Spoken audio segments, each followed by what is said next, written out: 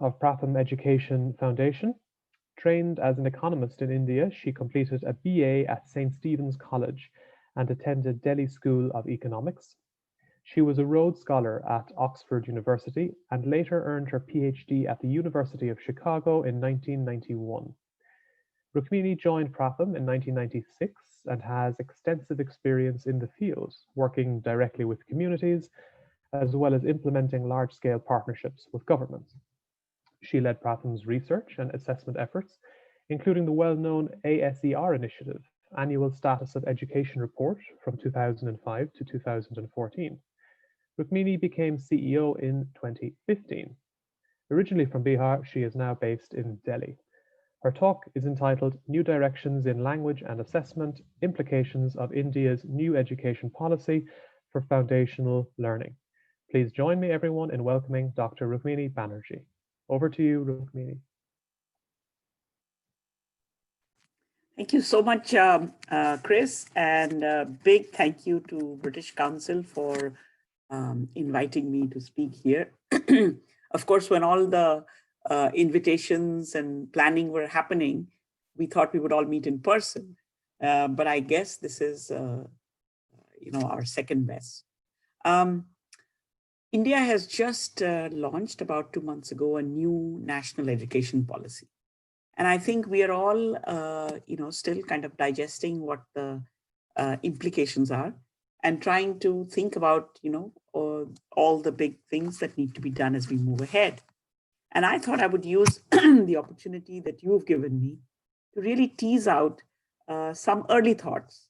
I think there's a lot more thinking and a lot more analysis that needs to be done. But some early thoughts on how the new, some of the new fundamental shifts in the policy could really contribute to giving children in India, a better opportunity to learn well and early. I know that many of you are education experts, linguists, assessment gurus, and so I'm really looking forward to getting hopefully some feedback on the direction in which we are beginning to think and a sense of what kinds of challenges lie ahead. I'm going to share my screen. Give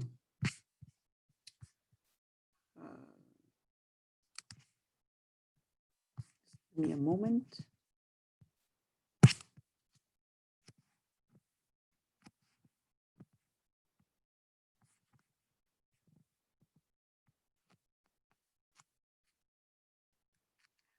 So let me start with what I see as three major elements, especially for children's early learning. Much of my talk is going to be only on early grades. The word pratham, as many of you may know, means primary. So we've spent, decades working on things in the pre-primary and primary stage. And so that's really what I want to address this today's session on. There are many, many things in the policy that need to be thought about, but here are three things that I thought we should focus on that can frame, my thinking as we go ahead. One is, and I think this is probably the most fundamental shift in our new education policy, is that there is a focus on kind of a continuum and the importance of early years, starting from age 3 onwards. So far, India's right to education law started at 6. So this is a major shift to say that age 3 to 6 has to be thought about. And I think the importance is that it has to be thought about in this continuum way, which means that this probably means that there is 2 to 3 years in preschool and then first and second grade.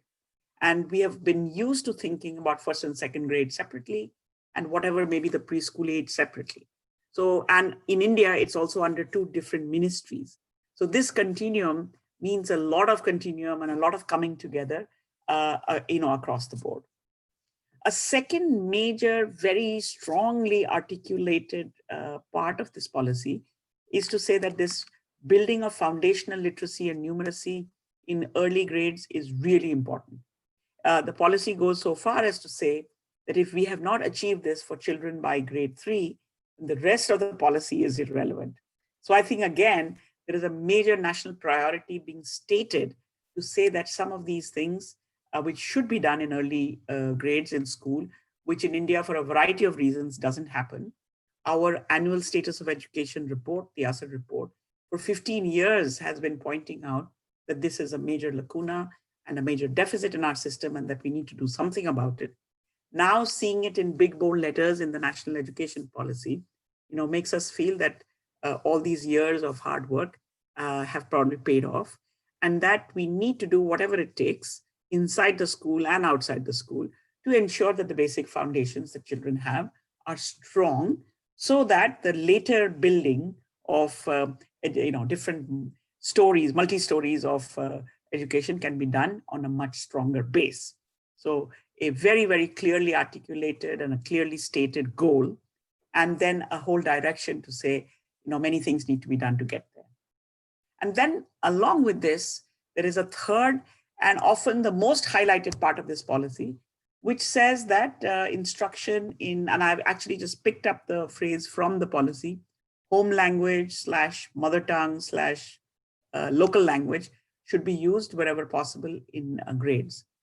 I think in the sessions I was listening to yesterday, there was a lot of discussion, I think, on what is the stated policy versus what is the practice policy, and the political implications of different stated policies, the ideology underlying some of these.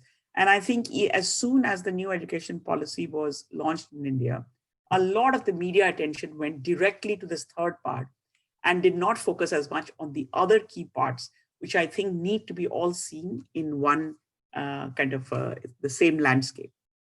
So if I just, think about how should we unpack this, I often use these as a very easy way to think about any problem. Why these three have been put in place is very clear.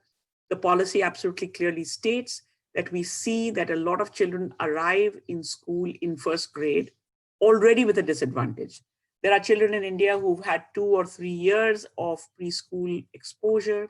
Those children are often the ones who have parents who are educated at home as well. So they're getting a home advantage as well as a preschool exposure advantage. And when they come into first grade, they're already equipped to deal with what first grade requires of them. And so how do we, start to level the playing field even before children come to school? And therefore, this importance of bringing in these early years into the continuum, laying down the pathway for school readiness, I think is very clearly stated. But the remainder, I think, that needs a lot of work to be done. For example, we are not starting from zero. We need to understand that in this continuum, what is in place and in what form, and what needs to be done either to adapt what is there or to refine what is there or to add new pieces to it. This whole process of rolling out, obviously, a policy cannot give you, every last bit of what you're supposed to do. It indicates a basic direction that people need to take and then make implementation plans of it. So there is a lot of work to be done to think about how the policy rolls out, who is in place, who needs to get ready, who needs to be brought in, and by when all this needs to happen. Again, the deadlines that this foundational literacy and numeracy by grade 3, there is even a date in the policy which says 2025. And it says that this should be achieved for all primary grades by 2030. And I think the importance of this step is underlined by the fact that there is a deadline, there is a timeline that is given. This is not something that needs to happen over the next 50 years. We probably should have done it 50 years ago, but now at least we have a very clear pathway ahead. Kids who go into school, we don't know about this year, but certainly next year, by the time they get to 3rd grade, by the time they get to 5th grade, they need to be ready and solidly ready and durably ready for whatever the education system will expect of them as they go further. So what I want to do in the time that I have here with you is to just go through a little bit of these, the what and the how and the who and what needs to be done, and also take a look at, what do we know already about the situation on hand. In our panel yesterday, we spoke a lot about how evidence should be used in deciding policy and practice, and the challenges of using that.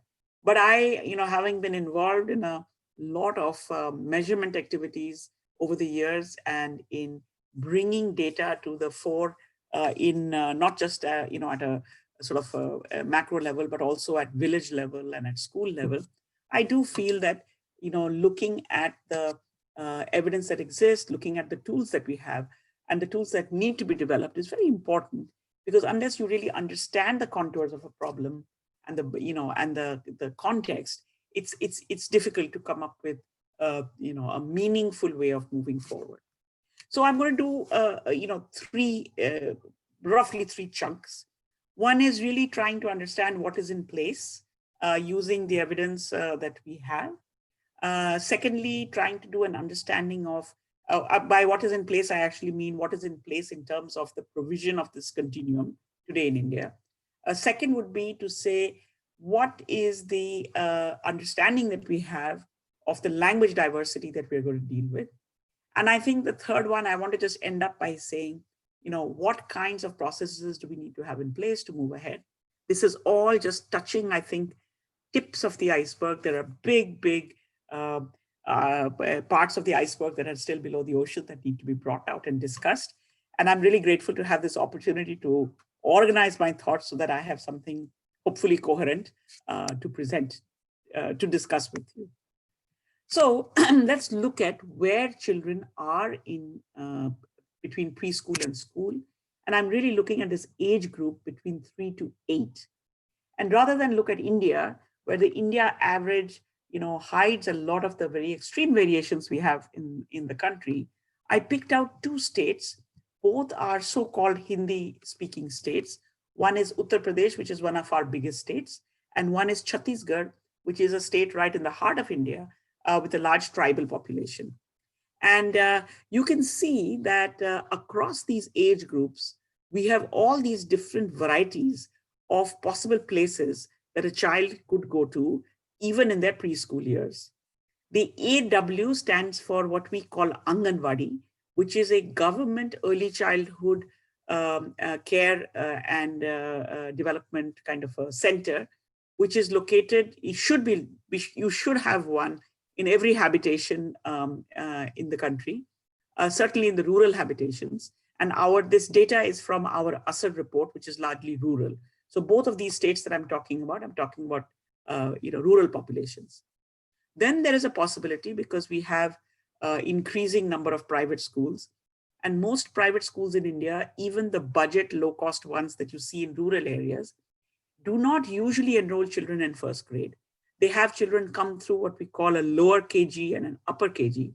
So within the existing private school structure, at all income levels, there is this 2 years of preschool that's built in, and the schools prefer to have the pipeline begin at that stage rather than at first grade. Most government schools until now in India start in first grade. A few states have started putting pre-primary in. So you can see that there is the government school option, there is the private school option, and of course there's the option of not going anywhere. And across these different age groups, you can see that in a state like UP, you have a very large chunk of children who probably go directly from home into first grade. Whereas in Chhattisgarh, even though economically it's not as developed, as compared to many other states in India, they've done a very good job about enrolling the young children in the government preschool or the Anganwadi in an early stage. So we have these big variations where in a state like UP, there is less than 20% kids who are actually going, there's about almost 65% kids who are in their early age 3 and then slightly lower in age 4, but still close to half who are not going anywhere. Whereas a neighboring state like Chhattisgarh has a large number of children enrolled somewhere. And therefore the starting point of how we think about this continuum really varies a lot already, as you can see, even at age 3. Now, if you are a parent who has aspirations, education aspirations for your child, as I think almost all parents in India do, but you don't have the resources, or you are not close to any kind of a affordable preschool, then your tendency is to try and put your child into school as quickly as possible. And so you will see, as if you looked at more data around India, that although our official age for entry into school as laid out in the right to education law is 6, there's a large number of children who are enrolled in some kind of school. And when you're enrolled in school, according to my tabulation, you're in first grade. Whereas when you're enrolled, obviously, in the lower KG or upper KG, it's clearly that you're in preschool. So I think high education aspirations and low economic resources often leads parents to enroll their children early into first grade. I'll show you a little bit later what the implications of that may be. Now, this is a study. It doesn't matter that you can't see the fine print here. Our organization, the research part of Pratham, which is called the Asar Center, and Ambedkar University, which is a university in Delhi and has a very well-known early childhood department, together did which is probably one of the only longitudinal studies in India, following children from age 4 to age 8, almost a period of 4 or 5 years. And this was done with almost 14,000 children in 3 states. And as we followed the children through, we also took a close look at the kinds of places where they were going where they were enrolled.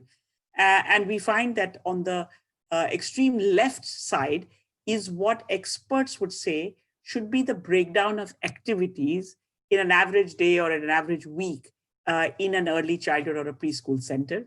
The colors show you the variety of activities. Notice that in the suggested activities, there is no red.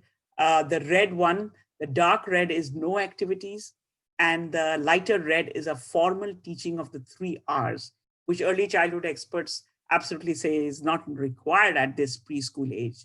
And you can see the middle bar is the government preschool centers, and the right-hand side is the private preschools.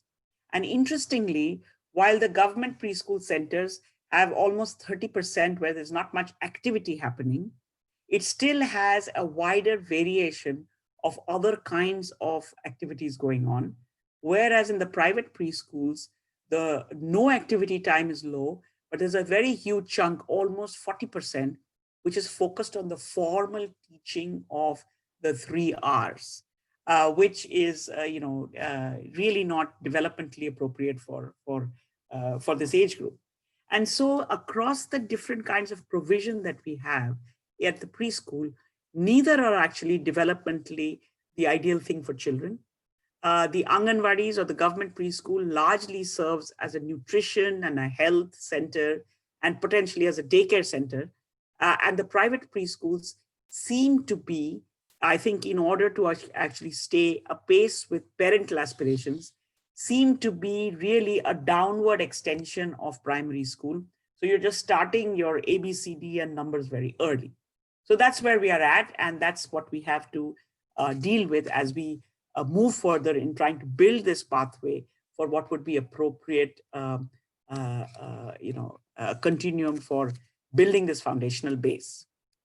Very, very interesting, a standard thing that is organizing principle for any education system is what is the age for entry into grade 1. There is variation around the world on this. Apparently in Finland, you enter late, you don't do much formal instructions for a long time. And then the famous PISA, everybody knows how well they do. Whether these are all connected or not, I don't know. But there is a variation in when you enter. Now, as I said, we have an age 6 in our right to education. This is an example from Punjab, and you can see that there's a big distribution in the age, age distribution differences across government and private schools. The fact that I was saying that you have parents who want education for their kids and don't have the resources are quite likely to enroll their children in grade 1 early. And so you see in Punjab that in the government schools, almost half the children coming into first grade are 5 or less, whereas in private school, that number is closer to 15%. And on the right-hand side, you can see, which is completely common sense, that the older you are, the easier it is for you to pick up formal education. Here we are talking about letters, which are taught certainly in first grade. And the older you are, the easier it is for you to catch up. And the dangerous thing about coming into school too early is that as you move automatically into second grade, nobody is going to take the time out to teach you the basic things that you should have learned. But if you're too early in first grade, then you're not going to be able to do that. So this age grade decision is an important one. And we can see in India that there are big gaps between the prescribed policy and what actually happens on the ground. I want to quickly shift to now the issue of language. I know many people in this conference are fundamentally interested both in assessment and in language. And I'm pulling here from one of our early USSR surveys in 2011, where we actually asked about the language they speak at home and the language they have in school. Our entire USSR exercise, and you'll see a bit of it later, is based on trying to figure out what children can read at a very basic level and whether they can do basic arithmetic. And so this obviously, across the board, what language you can read in is important. Children actually in USSR have the choice of being able to pick what language they want to speak. We don't have 22 language tools for any one child, although we do our assessments in 20 languages. But usually, whichever state you're in, you will have the tools of the main languages in that state and English as well. And the interesting thing that came out of this survey was that while we know that there are many languages in India, a large part of our multilingual research has been done largely in either tribal areas or in certain parts of India. But the big learning from this exercise was, and I think it's interesting to see it in numbers. I think people know this anyway, is that 9 of our major Hindi-speaking states, where the formal language is Hindi, the language of instruction in school is Hindi, but a very large proportion across these different states said they speak a different language at home. And that different language could be a variant of Hindi, but could be substantially different. So even in the states where we consider that the home language is same as the local language, that really may not be the case. And this has implications as we start thinking about how we will take forward our new education policy. So we have across India, and again, I think Alison referred yesterday to macro level action or macro level advocacy, and then a local level or a micro level one. This is still at a kind of a macro level. What kind of a macro level data can inform policy design? On the provision side, I think we were using macro level data to say huge variations, need to think about where you're at today and where you want to be and start from there rather than thinking you're on a clean slate. I think in the case of this understanding the depth of the diversity of language and its implications, at least this macro data points to what we are calling at least 4 variants. And I bet as we go into each variant, there will be further refinements that will need to be done. 4 types. One, where government schools are mostly in Hindi. You just saw the variation that on the face of it, they are in Hindi, but underlying there are children coming from all kinds of different Hindi-associated languages. Then there are states which have a main regional language. We have several of those. And there as well, probably as you go in deeper, a more refined mapping will be necessary. There are 2 states, states or whatever, locations where the stated medium of instruction in English in school is English, even in the government schools. And then there are states where even in the government schools, several languages are available.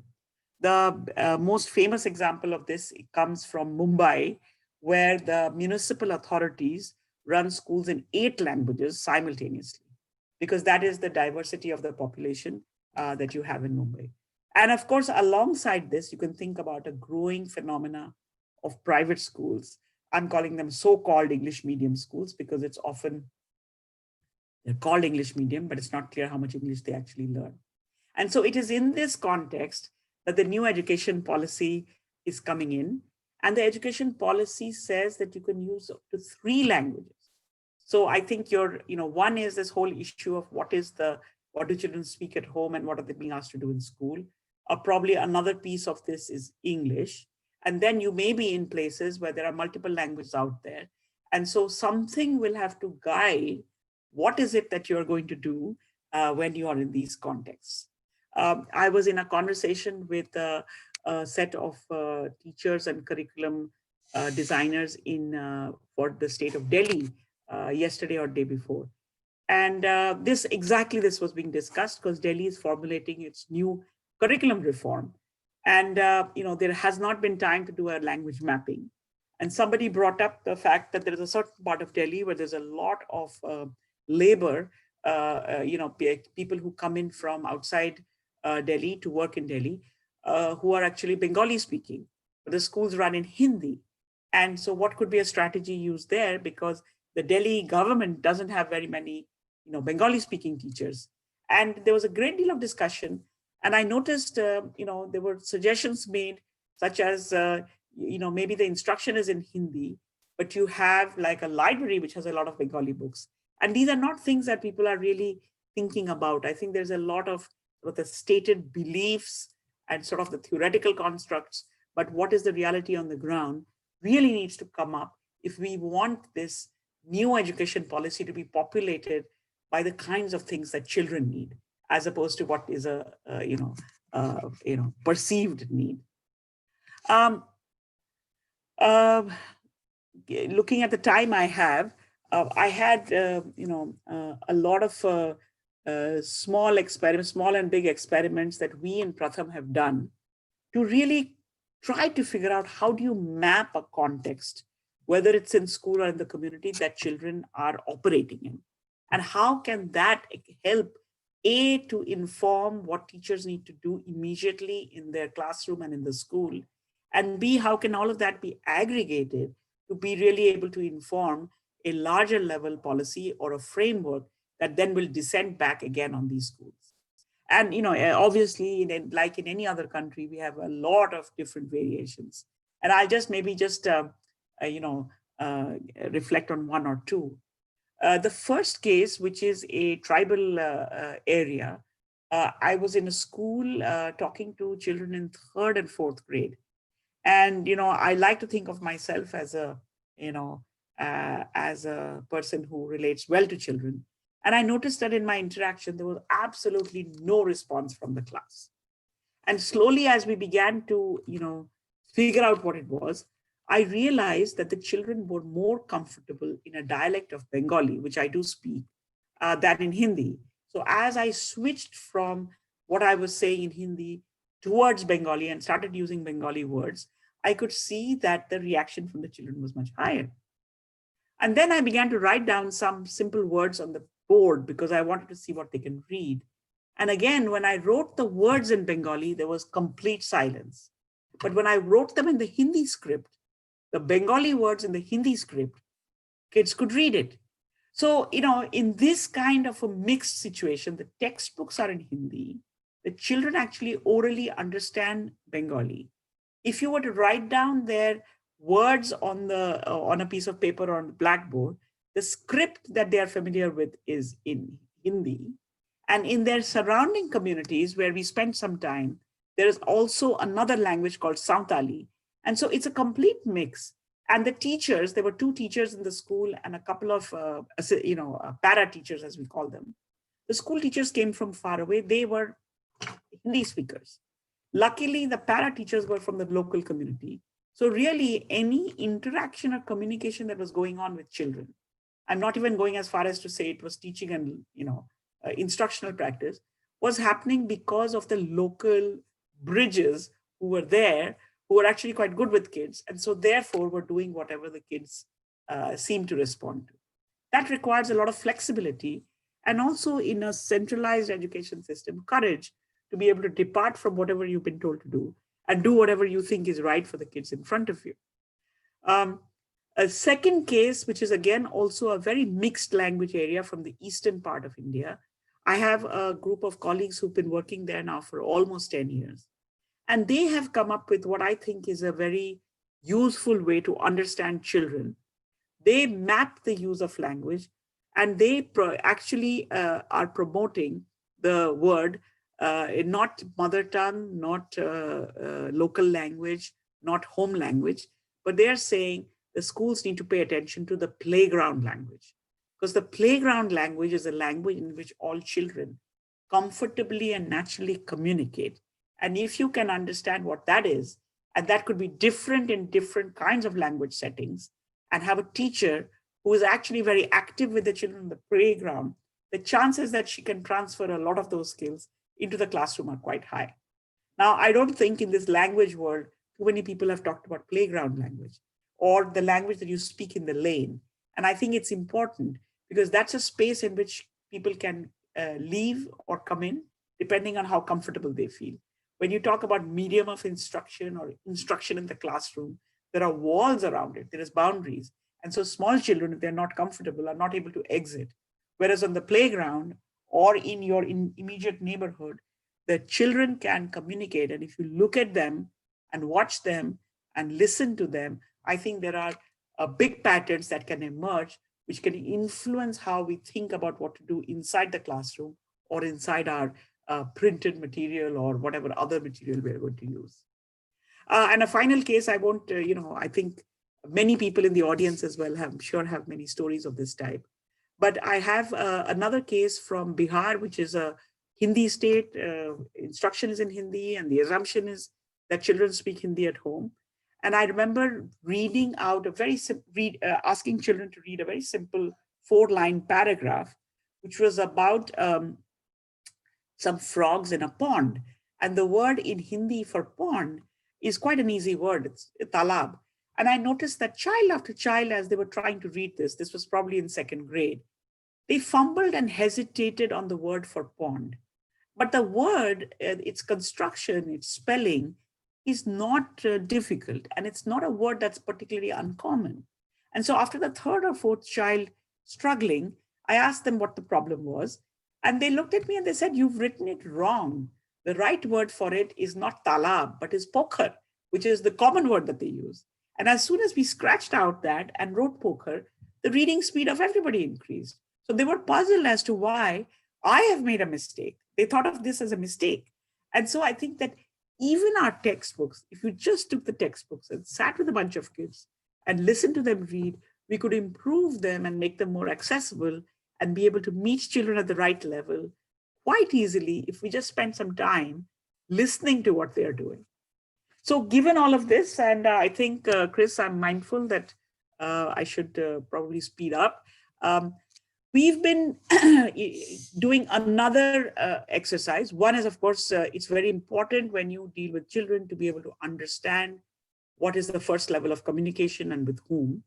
But then going a step ahead, what can we develop as a tool to really, think about, how can I bring, this is not so much to assess the children as to really inform how should I develop what I want to do with the kids in a situation where there could be several languages. And we picked, to begin with in this project, we picked Kashmir, Jammu and Kashmir, because the official language of instruction is English, but we knew from working in this state for quite some time that the actual language, either in the home or in the classroom, is not English. So if the children will be assessed as they grow older in English, but they're coming with all these different language backgrounds, and they have to do so-called English instruction, English textbooks from 1st grade itself, then how do we bring in the other languages in a way that assists the progress in English even from an early age? I don't want to get into whether English should have been there in the first place. I'm just taking a very practical approach to say it's there, and so how do we move ahead? And so we've been working in 1st and 2nd grade across these sort of 3 or 4 contexts. So in Kashmir, there is Urdu, but there is also Kashmiri, which is what the children speak at home. In Jammu, similarly, while there is a Hindi, which most people, adults understand, there could be Dogri that they speak at home. But both in Kashmir and in Jammu, the textbooks are in English. And then we have Himachal, which is a neighboring state, where the textbooks are in Hindi. But there's a great desire because there's a lot of migration from the state to do English. And then lower down in Karnataka, there is a large part of the center of, the northern part of the state, which has a predominantly Urdu medium schools. And of course, English is everywhere. And over a period of time, what we finally come up with is that the children are small. They need to get comfortable with the instructor as you come into first grade. The teacher needs to get to know the children. So we do a lot of activities and allow children to respond in whichever language they are comfortable with, so that we get a sense of what is their level of being able to switch, how comfortable are they in which language. And so we have developed a very simple tool which helps us get going. You have a set of vocabulary tasks, you name them in whatever language comes to you first, and then we explore to see how much of a vocabulary do you have in any of the other languages. Similarly, I will read a story to you. I can read the story to you in either of these languages. And then we have a discussion about the story, again, leaving the whole language thing completely free to see, do you comprehend what I'm saying in whichever language? It's okay if you answer me back in the language that you're comfortable with, but do you even have comprehension? And we find that in these situations, children have quite a lot of comprehension in other languages, but may not be able to express themselves. And then, of course, you move to a reading tool, which is in whichever language that you're trying to promote. The materials that we've been preparing as well. So the story may be a Hindi version and a English version, but the discussion, the role play, the activities we do is very flexible by language. But there is exposure that the children are getting to both in terms of, some activities you do every day on kind of phonological awareness, but a large part of it is on vocabulary building and being able to freely express yourself in a mix of languages if necessary. So I'm sure there will be a lot of purists who don't agree with this, but we are seeing quite good promising progress. And as the research shows, the children who are there are children who are good in both languages, and there are children who are struggling in both. I think the reason for the struggles are whole issues in just vocabulary acquisition, in being able to express themselves and so on. But that perhaps is a topic of another talk at some other time. So just to pull all of this together, as you can see that even in these three pieces of this continuum for this age 3 to 8, I think there's a whole lot of things that we need to think about, and we need to assess where we are at. Particularly, I would say, you can already see what is written here, but particularly I would say that as we are going further, we have to guard against this foundational literacy and numeracy being interpreted in a narrow way. Our own USSR survey looks at reading and looks at basic number sense and operations. So we could be accused of actually narrowing the focus. But I think we need to take a broader view to think about what is the breadth of skills that need to be built for these early grades. That breadth of skills, whatever may be in that basket, cannot be done unless everybody who's around the child communicates in the language that the child is most comfortable in. Because you cannot build a foundation with materials that are foreign. They have to be, part of the earth from which you are, going to create this structure.